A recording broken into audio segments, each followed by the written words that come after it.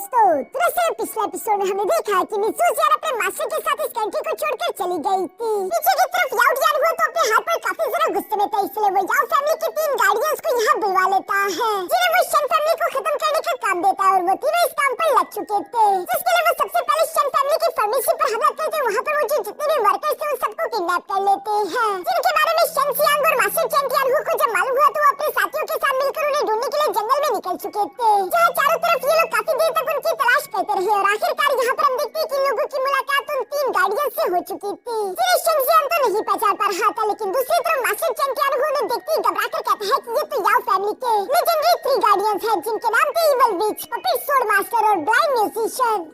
अब आगे तो नेक्स्ट एपिसोड की शुरुआत यहाँ पर बिल्कुल उसी सीन से शुरू होती है, जहाँ पर शन जियान उन 3 गार्डियंस को देखते हुए सवाल करके पूछ रहा था कि फादर आखिर आप इन तीनों के बारे में क्या जानते हो, जिस पर शन जियान का फादर जवाब देते हुए कहता है कि ये तीनों ही याओ फैमिली के मेन ब्रांच के गार्डियन हैं, जो कि काफी अर्से पहले नानू कंट्री में रहा करते थे और तब इन लोगों ने मिलकर एक ही रात में 3 बड़े-बड़े क्लैंस को खत्म कर दिया था। इन 3 बड़े क्लैंस के खत्म होने की वजह से तो याओ फैमिली यहाँ की नंबर 1 फैमिली बन पाई। ये सारी बातें सामने की तरफ मौजूद वो तीनों गार्डियंस भी सुन रहे थे, जहाँ पर हम देखते हैं कि वो ब्लाइंड म्यूजिशियन हंसते हुए कहता है कि चेन तियानहू, इस नानू कंट्री को हमें छोड़े काफी अर्सा हो गया, लेकिन फिर भी ये सुनकर मुझे काफी अच्छा लगा कि तुम लोग हमें भूले नहीं, बल्कि तुम्हें अब भी हम अच्छे से याद है। ये तो हमारे लिए काफी जरा गर्व की बात है। सामने की तरफ शन सियांग भी ये सारी बातें सुन रहा था और वो गुस्सा हुए कहता है कि कमीने, ये बता कि जो तूने हमारे शन फैमिली के मेंबर्स को किडनैप किया था आखिर वो कहां पर है। शन सियांग का बस ये सवाल ही था कि तभी अचानक वो इवल विच यहाँ पर जोर-जोर से इवल्स की तरह हंसते हुए कहती है कि तुम काफी जरा बेवकूफ हो, जो तुम अब तक समझ नहीं पाए। हमने उनके चारे की तरह इस्तेमाल किया था कि हम तुम लोगों को यहाँ पर बुलवा सके और चूंकि हमारा काम उनसे पूरा हो चुका था, तो बताओ कि आखिर उन्हें जिंदा रखने में हमारा क्या ही फायदा हो पाता, इसलिए हमने उन सबको खत्म कर दिया। ये सुनकर तो शन फैमिली के सारे मेंबर्स को गुस्सा आने लगा। शन जियांग भी गुस्से में अपनी पावर अनलीश करता है, जबकि दूसरी तरफ हम देखते हैं कि चेन तियानहू भी गुस्से के साथ अपनी पावर अनलीश करते हुए कहता है कि आज तो तुम लोगों ने अपनी हद ही पार कर दी है, मैं ये बर्दाश्त नहीं कर सकता, मैं तुम सब लोगों को जान से मार डालूंगा ताकि मेरे क्लैन के मरे हुए उन मेंबर्स की आत्मा को शांति मिल सके। ये सुनकर जितने भी शन फैमिली के क्लैन मेंबर्स हैं वो सभी अपनी तलवारें बाहर की तरफ निकाल लेते हैं, जहाँ ये सभी फाइट करने के लिए तैयार हो चुके थे और हम देखते हैं कि मास्टर चेन तियानहू के पीछे ये लोग धीरे-धीरे से आगे की तरफ बढ़ने लगे। मास्टर चेन तियानहू ने अपने साथियों को हमला करने का इशारा कर दिया था, मगर तभी अचानक हम देखते हैं कि उनके चेस्ट में काफी जोर से दर्द होने लगा, यानी कि उस डिमोनिक आर्टिफैक्ट के वो पुराने घाव अभी तक भी पूरी तरीके से ठीक नहीं हुए, जो देखकर तो शन सियांग भी अपने फादर के लिए काफी जरा परेशान हो चुका था। खैर अभी इसके लिए इन लोगों के पास ज्यादा समय नहीं था, क्योंकि ये लोग इस वक्त एक बहुत ही खतरनाक दुश्मन के सामने थे, जिस पर हमला करने के लिए ये लोग तेजी के साथ उसी की तरफ भागने लगे। दूसरी तरफ ब्लाइंड म्यूजिशियन भी ये सब महसूस करके अचानक से मुस्कुराने लगा और हम देखते हैं कि वो अपनी मेंटल पावर से अपने म्यूजिकल इंस्ट्रूमेंट को बजाना शुरू कर देता है, जिसके वेव के कारण हम देखते हैं कि वहाँ पर कई सारे पावरफुल स्लैश अटैक्स क्रिएट होने लगे। जो स्लैश अटैक किसी भी साइड से अचानक से आकर शन सियांग और उसके साथियों को हिट कर देती थी। शन सियांग और उसके साथियों को संभलने का मौका नहीं मिल पा रहा था और वो सबके सभी इन स्लैश अटैक से हिट होते हुए पीछे की तरफ दिखने लगे, जो सब देखकर मास्टर चेन तियानहू को भी काफी जरा गुस्सा आ जाता है, मगर वो जानते हैं कि ये दुश्मन काफी जरा ताकतवर है। दूसरी तरफ हम देखते हैं कि यहाँ पर शन सियांग के 2 क्लैन मेंबर तेजी के साथ आगे की तरफ बढ़ते हुए हमला करते हुए अपनी तलवारों के साथ फौरन से जंप कर देते हैं, जिन्हें देखकर वो पपेट स्वॉर्ड मास्टर अचानक से अपनी तलवार बाहर की तरफ निकाल चुका, जो कि सिर्फ एक ही सेकंड के अंदर उन दोनों को जान से मारते वापस अपनी तलवार को म्यान में भी रख लेता है। उसकी रफ्तार काफी जरा तेज थी, ये देखकर मास्टर चेन तियानहू को काफी जरा गुस्सा आ गया था और वो गुस्से के साथ उसी पपेट स्वॉर्ड मास्टर की तरफ बढ़ने लगे, जहाँ पर उनके साथ उनके 2 साथी भी थे और वो उनसे थोड़ा सा आगे चले जाते हैं। ये देखकर पपेट स्वॉर्ड मास्टर भी तेजी के साथ अपनी तलवार को उन्हीं की तरफ थ्रो कर देता है, जहाँ पर हम देखते हैं कि वो तेजी के साथ मूव करते हुए फौरन से उन दोनों कल्टिवेटर पर स्लैश अटैक लगाते हुए हमला कर चुका। इससे हिट होकर वो इंजर्ड होते हुए पीछे की तरफ गिरने लगे। यहाँ मास्टर चेन तियानहू अपने एक पार्टनर को पकड़ लेता है। शन सियांग भी समझ चुका था कि ये पपेट स्वॉर्ड मास्टर काफी जरा ताकतवर है और वो भी अपने फादर की मदद करने के लिए उसी की तरफ भागने लगा ताकि वो उस पर हमला कर सके, मगर तभी अचानक हम देखते हैं कि वो इवल विच फौरन से शन सियांग के सामने आ गई, जहाँ वो शन सियांग पर हिट करते हुए फौरन उसे पीछे की तरफ धकेल देती है। शन सियांग देख तो पा रहा था कि कैसे पपेट स्वॉर्ड मास्टर यहाँ पर उसके क्लैन मेंबर और उसके फादर को इंजर्ड कर रहा है, लेकिन फिलहाल शन सियांग के सामने ये चुड़ैल भी मौजूद थी, जहाँ पर वो इवल विच यहाँ पर शन सियांग से कह रही थी कि यंग मास्टर, मैं आपका काफी देर से इंतजार कर रही थी, आप मुझे इस तरह से इग्नोर करके मुझे अकेले छोड़कर नहीं जा सकते, ये बिल्कुल भी अच्छी बात नहीं, आप तो जेंटलमैन है ना। जो सब बकवास शन सियांग भी सुन रहा था और वो अपने फादर की तरफ देखता है, जिन्हें उस पपेट स्वॉर्ड मास्टर से फाइट करने में काफी सारी डिफिकल्टी आ रही थी, इसलिए शन सियांग और समय जाया नहीं करता और वो तेजी के साथ उस इवल विच पर हमला करने के लिए उसकी तरफ भागने लगा, जहाँ पर हम देखते हैं कि उस इवल विच ने तभी अचानक वहाँ पर 2 स्पिरिट डॉल्स बाहर की तरफ समन कर लिए थे, जिनके 4-4 हाथ थे और 2 हाथों में तलवारें थी, जो दोनों ही तेजी के साथ शन सियांग की तरफ मूव करते हुए अपनी चारों तलवारों से उस पर हमला करना शुरू कर देती है और यहाँ शन सियांग हर एक तलवार के हमले को तो नहीं रोक पा रहा था, इसलिए वो इंजर्ड होकर हिट होते हुए पीछे की तरफ धकेला जाता है, जबकि दूसरी तरफ हम देखते हैं कि उसके क्लैन मेंबर जो कि सामने की तरफ आकर शेंजियांग को बचाने की कोशिश कर रहे थे, जो कि देखते हैं कि ये स्पिरिट डॉल्स तो काफी ज्यादा खतरनाक है, जिनके अगर स्वॉर्ड वाले हैंड को आप ब्लॉक करने की कोशिश करो तो ये अपने दूसरे पंजे को आपके पेट में घुसा देते थे। इवन कि हम देखते हैं कि शेंजियांग के क्लैन मेंबर्स को हराते हुए शेंजियांग पर भी हमला करने के लिए वापस उसके पास आ चुके थे, जहाँ पर हम देखते हैं कि फौरन से शेंजियांग का एक वॉरियर सामने की तरफ आकर उसे बचाते हुए अपनी जान की कुर्बानी दे देता है। ये देखकर तो शेंजियांग को काफी ज्यादा गुस्सा आ गया था और वो गुस्से में आग बबूला होते हुए अपनी फ्लेमिंग पावर का इस्तेमाल करते हुए यहाँ पर उन दोनों स्पिरिट डॉल्स पर एक साथ ही अपनी फ्लेमिंग पावर से हमला कर देता है। मगर उसके इतने पावरफुल अटैक से भी हम देखते हैं कि यहाँ पर उन स्पिरिट डॉल्स को तो जरा सा भी असर नहीं हुआ, उल्टा वो दोबारा से शेंजियांग को चारों तरफ से घेरते उस पर लगातार हमले करने लगे, जहाँ पर शेंजियांग खुद को बचाने की अपनी पूरी कोशिश कर रहा था और उनसे फाइट बैक भी करता है। लेकिन देखकर ऐसा लग रहा था जैसे कि स्पिरिट डॉल पर शेंजियांग की कोई भी पावर काम नहीं कर रही, सिर्फ शेंजियांग ही यहाँ पर बुरी तरीके से पिट रहा था। मित्सुमी और बायू भी यहाँ पर अंदर से ये सब कुछ देख रही थी, जिन्हें शेंजियांग के लिए काफी बुरा महसूस हो रहा था, लेकिन ये जंग उसकी है और उससे अकेले ही इस जंग को जीतना होगा। दूसरी तरफ हम देखते हैं कि शेंजियांग का फादर भी यहाँ पर उस पपेट स्वॉर्ड मास्टर से लड़ने की अपनी पूरी कोशिश कर रहा था, जहाँ पर उसके क्लैन मेंबर भी उसका साथ दे रहे थे। मगर वो पपेट स्वॉर्ड मास्टर तो काफी ज्यादा बेरहम था, जो कि अपने तेज डार्क स्वॉर्ड का इस्तेमाल करते हुए यहाँ पर उन सारे के सारे वॉरियर्स की लाशें बिछा रहा था। कई सारे क्लैन मेंबर्स मारे गए थे। मास्टर चैंटियान हुई इससे कमजोर है, इसलिए वो इस पपेट स्वॉर्ड मास्टर का मुकाबला नहीं कर पा रहे थे, जो सब देखकर वो ब्लाइंड म्यूजिशियन भी काफी ज्यादा खुश हो रहा था।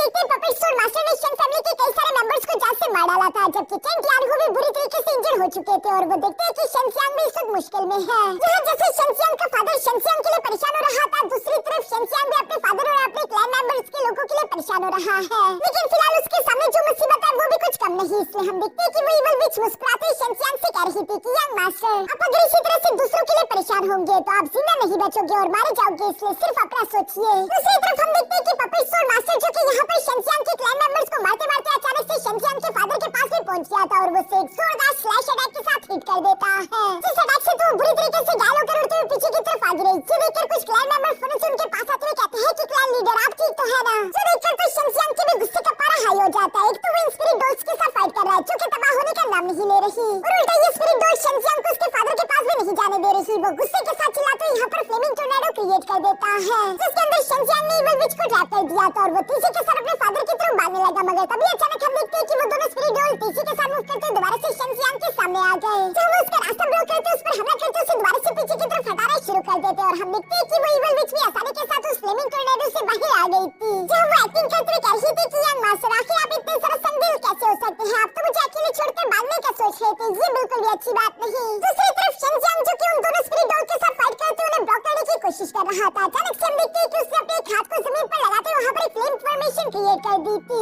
जिससे शेंजियांग पीछे की तरफ हटते हुए अचानक से एक्टिवेट करके वहाँ पर एक बहुत बड़ा फ्लेमिंग ब्लास्ट करवा सकता था। मगर शेंजियांग ने जैसे वो ब्लास्ट एक्टिवेट किया तभी अचानक हम देखते हैं कि दूसरी तरफ इवल विच यहाँ पर अपने हाथों के साथ लगे हुए कुछ स्ट्रिंग्स को पीछे की तरफ खींच लेती है, जो कि इनविजिबल स्पिरिट स्ट्रिंग थे और उनसे ये सारे के सारे स्पिरिट डॉल अटैच है, जिन्हें खींच लिया। हम देखते हैं कि वो स्पिरिट डॉल तीसी के साथ मूव करते वापस से उस इवल विच के पास आ गए, जिन्हें उस धमाके से जरा सा भी असर नहीं हुआ। ये देखकर शेंजियांग को कुछ समझ नहीं आ रहा था कि आखिर वो करे तो करे क्या, क्योंकि धीरे धीरे करके उसकी एनर्जी एग्जॉस्ट हो रही है, जबकि दूसरी तरफ उसके फादर की जान भी खतरे में थी। हम देखते हैं कि वो इवल विच तो यहाँ पर शेंजियांग की तारीफ करते हुए कहती है कि कहना पड़ेगा कि यंग मास्टर तुम में वाकई में काफी कमाल की एबिलिटीज है, तभी तो हमारा यंग मास्टर टियानहुआ तुमसे हार गया, वरना मेरे सामने तो इतनी देर तक कोई नहीं टिक सकता। तुम्हारी इन्हीं चीजों की वजह से तो मुझे तुम में और भी सारा इंटरेस्ट आ रहा है। और ये कहती वो अपने दोनों स्पिरिट डॉल्स को दोबारा से शेंजियांग पर हमला करने के लिए सामने की तरफ भेज चुकी, जहाँ इस बार हम देखते हैं कि वो शेंजियांग को जल्दी से जल्दी खत्म करने के लिए खुद भी मैदान में कूद जाती है, जहाँ पर हम देखते हैं कि वो अपने दोनों स्पिरिट डॉल के साथ मिलकर शेंजियांग पर हमला करने लगती है। इन तीनों के अटैक से शेंजियांग के लिए बचना काफी ज्यादा डिफिकल्ट हो रहा था और उनके अटैक्स के कारण हिट होते हुए शेंजियांग बहुत ही बुरी तरीके से इंजर्ड हो चुका था, जहाँ पर वो खून की उल्टियां करने लगा। तभी अचानक हम देखते हैं कि वो इवल विच पीछे की तरफ से अचानक जंप करते हुए शेंजियांग के कंधे पर अपने पैर से किक करने की कोशिश करती है, जिसे शेंजियांग ने ब्लॉक कर दिया। दूसरी तरफ उस इवल विच का भी यही प्लान था, जो कि अपने हाथों का इस्तेमाल करते हुए फौरन से स्पिरिट स्ट्रिंग्स निकालकर यहाँ पर खुद को शेंजियांग के साथ बांध देती है। शेंजियांग का फादर भी ये देखकर काफी परेशान हो गया था और वो शेंजियांग की मदद करने के लिए अभी आगे की तरफ बढ़ने वाला था, लेकिन तभी अचानक हम देखते हैं कि पपेट स्वॉर्ड मास्टर ने उसे फौरन से बीच में रोक दिया और वो यहाँ पर अपने ब्लेड सोल गोस्ट की 7 जनरल टेक्निक एक्टिवेट कर लेता है, जिस टेक्निक की वजह से उसकी सोल काफी ज्यादा शार्प हो चुकी थी। अब वो सिर्फ एक ही अटैक में 4 वॉरियर्स को हरा रहा था और वो सिर्फ हरा ही नहीं बल्कि उन वॉरियर्स को बीच में से काट रहा था। ये सब देखकर शेंजियांग उस इवल विच को खुद से दूर हटाने के लिए फौरन से अपनी लाइटनिंग पावर अनलीश करने लगा, जिसके एक बड़े से ब्लास्ट के साथ वो इस इवल विच को खुद से दूर धकेल भी देता है। मगर अभी भी शेंजियांग ने देखा कि उसके हाथों भी उन स्पिरिचुअल स्ट्रिंग से बंधे हुए थे, जिनसे वो इवल विच शेंजियांग को कंट्रोल कर रही थी, ताकि उसके स्पिरिट डॉल्स यहाँ शेंजियांग पर हमला करते उसे जान से मार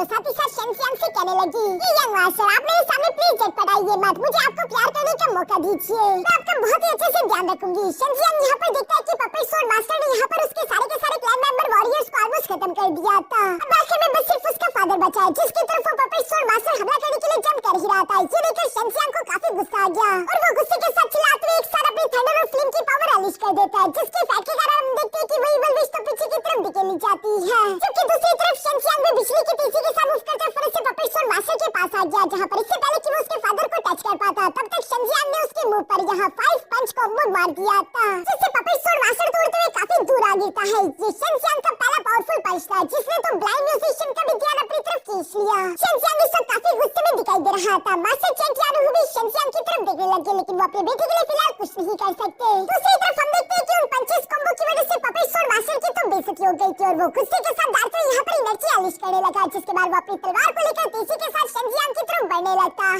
जहाँ पर हम देखते हैं कि वो शेंजियांग पर बेरहमी के साथ लगातार स्लैश अटैक करने लगा, जिन अटैक्स के कारण शेंजियांग तो बुरी तरीके से इंजर्ड हो गया। शेंजियांग की बॉडी से लगातार खून बहता जा रहा है और वो नीचे की तरफ जमीन पर आ गिरा, जबकि शेंजियांग को खत्म करने के लिए हम देखते हैं कि पपेट स्टोर मास्टर ने यहाँ पर फाइनल स्लैश अटैक भी तेजी के साथ उस पर चल दिया था। ये देखकर तो मास्टर चेंग यानू अपनी बेटी को बचाने के लिए फौरन से शेंजियांग के सामने आकर यहाँ पे टाइगर विजरा स्ट्राइक टेक्निक एक्टिवेट कर लेते हैं, जिसका इस्तेमाल करते हुए वो स्ट्राइक अटैक से टकराने लगे, मगर ऑलरेडी घायल होने की वजह से वो काफी ज्यादा कमजोर थे, जिसकी वजह से वो स्लैश अटैक के सामने नहीं टिक पाते और वो इससे टकराते हुए यहाँ इंजर्ड होकर पीछे की तरफ जमीन पर आ गिरे। अपने फादर की ये कंडीशन देखकर शेंजियांग को काफी बुरा लग रहा था। तब तक हम देखते हैं कि पपेट स्टोर मास्टर ने एक बार फिर से स्लैश अटैक इनकी तरफ चल दिया, जहाँ पर वो अटैक सीधे सीधे शेंजियांग के फादर की तरफ आ रहा था। ये देखकर शेंजियांग अपने फादर को बचाने के लिए तेजी के साथ भागते हुए फौरन से उस अटैक के सामने आकर उसे ब्लॉक करने की कोशिश करने लगा था, मगर हम देखते हैं कि वो एक बार फिर से जख्मी होकर पीछे की तरफ आ गिरा। अपने बच्चे को इस कमजोर हालत में देखकर शेंजियांग का फादर फौरन से अपने पैरों पर खड़ा हो जाता है और वो यहाँ पपेट स्टोर मास्टर के सामने खड़ा था, जैसे कि वो कह रहा हो कि अगर तुम्हें शेंजियांग तक जाना है तो उससे पहले तुम्हें मेरी लाश से गुजरना होगा। जहाँ पपेट स्टोर मास्टर को भी ये कहने में कोई मसला नहीं था और हम देखते हैं कि वो तेजी से आगे की तरफ बढ़ते हुए यहाँ चेंग यानू पर काफी सारे अटैक अपनी तलवार से चल देता है, जहाँ हर एक बेरहम स्लैश के साथ चेंग यानू की बॉडी से खून बहता जा रहा था। शेंजियांग भी ये सब देख रहा है, उसे ये सब देखकर काफी गुस्सा रहा था, लेकिन वो खुद को बेबस महसूस कर रहा है क्योंकि वो अपने फादर को बचाने के लिए कुछ भी नहीं कर पा रहा था। इवन कि शेंजियांग से अपनी बुरी हालत में खड़ा भी नहीं होने पा रहा था, इसलिए वो रिंगते हुए धीरे धीरे अपने फादर की तरफ बढ़ने लगा। दूसरी तरफ हम देखते हैं कि शेन फैमिली के यहाँ पर बचे कुछ वॉरियर्स जो कि जख्मी हालत में थे, वो अपने क्लैन लीडर को मरते हुए नहीं देख सकते और अपने क्लैन लीडर को बचाने के लिए फौरन से यहाँ पर पपेट स्टोर मास्टर के सामने आ गए। जहाँ वो तो पपेट स्टोर मास्टर के सामने कुछ भी नहीं थे। एक के पेट में पपेट स्टोर मास्टर अपनी तलवार घुसा देता है, जबकि दूसरे की गर्दन वो अपनी तलवार से काट देता है। चारों तरफ इस मैदान में लाशें ही लाशें थी, ये मैदान खून से भर चुका था। दूसरी तरफ हम देखते हैं कि शेंजियांग जो अभी भी जख्मी हालत में धीरे धीरे रिंगते हुए अपने फादर की तरफ बढ़ रहा था, मगर तभी अचानक हम देखते हैं कि वो स्पिरिट डॉल्स फौरन से शेंजियांग के पास आकर उसके दोनों हाथों और दोनों पैरों के अंदर यहाँ तलवारें घुसा देती है, जिनके डर से शेंजियांग तो जोर जोर से यहाँ पर चिल्ला रहा था। शेंजियांग ने आज से पहले ऐसी बेबसी कभी महसूस नहीं की थी। याओ फैमिली की ये तीनों गार्डियंस काफी जरा बेरहम थे। हम देखते हैं कि वो इविल विच धीरे धीरे मुस्कुराते हुए शेंजियांग के सामने से गुजरकर फौरन उसके फादर के पास आकर उसे एक जोरदार किक करती है, जिसके बाद वो अपना पैर यहाँ चेंग यानू की गर्दन पर रख देती है। ये सब देखकर दूसरी तरफ शेंजियांग का गुस्से से खून खोल रहा था। उसका दिल तो कर रहा था कि वो इन तीनों की गर्दनें तोड़ दे, लेकिन शेंजियांग इस वक्त इतना ज्यादा कमजोर है कि वो तो खड़ा भी नहीं हो पा रहा, जबकि वो इविल विच ये सब करते हुए शेंजियांग को चिढ़ाते उसी की तरफ देखकर मुस्कुरा रही थी। तभी अचानक हम देखते हैं कि दूसरी तरफ पपेट स्टोर मास्टर धीरे से सामने की तरफ आते हुए यहाँ पर शेंजियांग के फादर का किस्सा खत्म करने के लिए अपनी तलवार को हवा में उठा चुका था और इससे पहले कि वो अपनी तलवार को चेंग यानू की पीठ में गुंसा पाता। ये सब देखकर शेंजियांग गुस्से के साथ चिल्लाते हुए अचानक से खड़ा हो जाता है। यहाँ पर हम देखते हैं कि उसकी बॉडी से काफी ज्यादा खतरनाक लाइटनिंग एनर्जी अनलीश हो रही थी। साथ ही साथ वो चिल्लाते हुए कहता है कि थंडर ड्रैगन फोर्स एक्टिवेट। जो थंडर ड्रैगन अटैक सीधे सामने की तरफ जाते हुए पपेट स्टोर मास्टर को हिट करके सामने से दूर हटा देता है, जबकि साथ ही साथ हम देखते हैं कि वो इविल विच भी यहाँ पर शेंजियांग के फादर की बॉडी से साइड हट गई थी। और सिर्फ यही नहीं बल्कि तभी अचानक हम देखते हैं कि शेंजियांग के चिल्लाने के साथ उसकी बॉडी से एक व्हाइट कलर की मिस्ट एनर्जी भी अनलीश हो चुकी थी। जिस मिस्ट अटैक के कारण हम देखते हैं कि वो तीनों गार्डियन पीछे की तरफ धकेले गए थे और उन्हें सामने की तरफ कुछ दिखाई भी नहीं दे रहा था। जहाँ पर हमें जानने मिलता है कि ये पावर किसी और की नहीं बल्कि मिस बायुवी की थी, जो कि चिल्लाते हुए शेंजियांग से कहती है कि शेंजियांग यही मौका है। दूसरी तरफ हम देखते हैं कि वो इविल विच यहाँ पर उस मिस एनर्जी को देखते हुए कह रही थी कि आखिर अचानक से ये मिस एनर्जी कहाँ से आ गई, और ये कहते हुए वो अभी उसे टच करने ही वाली थी कि तभी अचानक ब्लाइंड म्यूजिशियन उससे कहता है कि अगर जिंदा रहना है तो उसे टच मत करना। जो सुनकर तो वो इविल विच घबराते हुए पीछे की तरफ हट जाती है, जबकि दूसरी तरफ हम देखते हैं कि वो ब्लाइंड म्यूजिशियन यहाँ पर अपनी एनर्जी का इस्तेमाल करते हुए यहाँ पर मुझे जितनी भी मिस एनर्जी थी वो सारी की सारी गायब कर देता है। इस मिस एनर्जी के गायब होने पर इन्हें देखने को मिलता है कि ना तो वहाँ पर सामने की तरफ शेंजियांग है और ना उसका फादर। शायद इस खोरे का इस्तेमाल करते शेंजियांग अपने फादर को लेकर वहाँ से भाग चुका था। तभी अचानक हम देखते हैं कि ब्लाइंड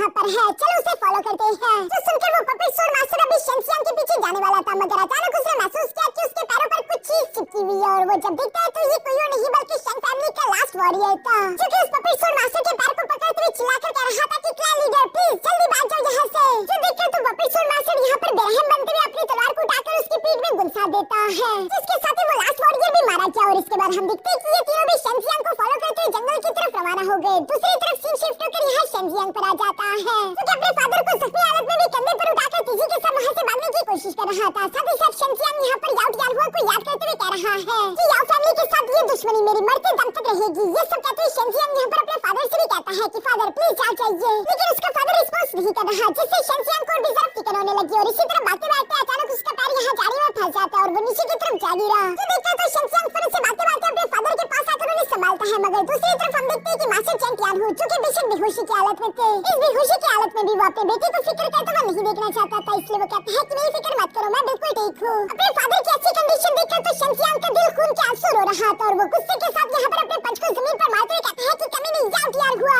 मैं कसम खाता हूँ कि आज के दिन तुमने जितना भी हमारा खून बहाया है उससे मैं 100 गुना तुमसे वापस लूंगा। एक बार आज की ये सिचुएशन खत्म हो जाए उसके बाद देखना कि मैं तुम और तुम्हारी फैमिली का क्या हाल करता हूँ। ये सब कहते हुए शेंजियांग ने एक बार फिर से अपने फादर को कंधे पर उठा लिया और वो तेजी से सामने की तरफ सेफ लोकेशन की तरफ जाने लगता है, जहाँ उसके पीछे पीछे याओ फैमिली के वो तीनों गार्डियंस भी आ रहे थे। यहाँ बातें बातें ये तीनों भी उसी सेम लोकेशन पर आकर रुक जाते हैं, जहाँ पर पपेट स्टोर मास्टर तो कोई सुराग ढूंढ रहा था। दूसरी तरफ ब्लाइंड म्यूजिशियन कहता है कि फिक्र मत करो, वो दोनों बहुत ही बुरी तरीके से जख्मी है, इसका मतलब कि वो दोनों ज्यादा दूर तक नहीं भाग सकते। चलो हम तीनों अलग अलग होकर अलग अलग डायरेक्शन में उन्हें ढूंढते हैं, यकीनन हमें वो जल्द मिल जाएंगे। जो सुनकर ये तीनों बिल्कुल ऐसे ही करते हैं। यहाँ पर हम देखते हैं कि इविल विच दरख्तों के ऊपर छलांगे लगाते लगाते अचानक से अपनी स्पिरिचुअल स्ट्रिंग्स एक्टिवेट कर लेती है, जिनकी मदद से उससे शेंजियांग की बॉडी पर एक ट्रैकर लगाया हुआ था और वो शेंजियांग की लोकेशन ढूंढ सकती है, मगर इसके बारे में उसने पपेट स्टोर मास्टर या फिर ब्लाइंड म्यूजिशियन को नहीं बताया, क्योंकि वो कुछ ज्यादा ही एरोगेंट बन रही थी और उसे लग रहा था कि शेंजियांग को तो मैं अकेले मारकर मजे लूंगी। मगर दूसरी तरफ हम देखते हैं कि शेंजियांग भी यहाँ पर अपने फादर को एक गुफा में ले आता है, जो जगह थोड़ी सी सेफ दिखाई दे रही थी और वो अपने फादर को नीचे लेटा चुका।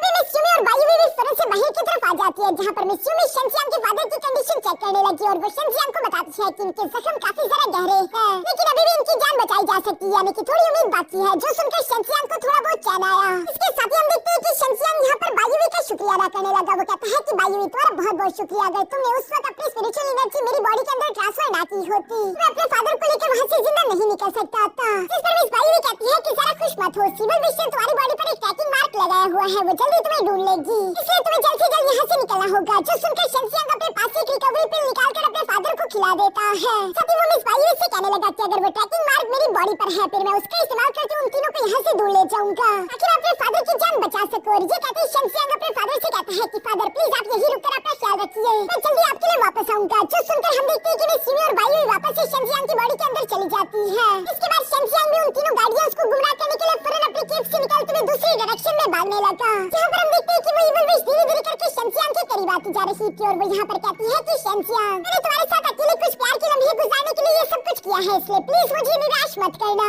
जो कहती वो फिर से सामने की तरफ बढ़ चली और यहाँ इसी सीन के साथ हमारा ये एपिसोड यहीं पर खत्म हो जाता है।